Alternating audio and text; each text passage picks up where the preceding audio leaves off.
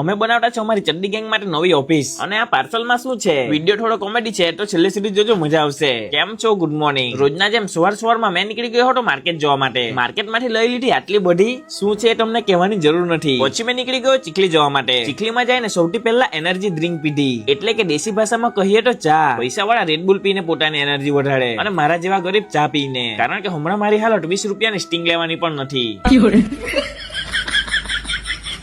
દુકાનમાંથી મેં આટલા બધા બેસનના પેકેટ લીધા છે અને આ પેકેટને મારે બરાબર પેકિંગ કરીને ઘરે લઈ જવા પડશે, કારણ કે રસ્તામાં આને જો વરસાદનું પાણી લાગ્યું તો ગાડી પર જ આ બેસનના ભજીયા બની જશે.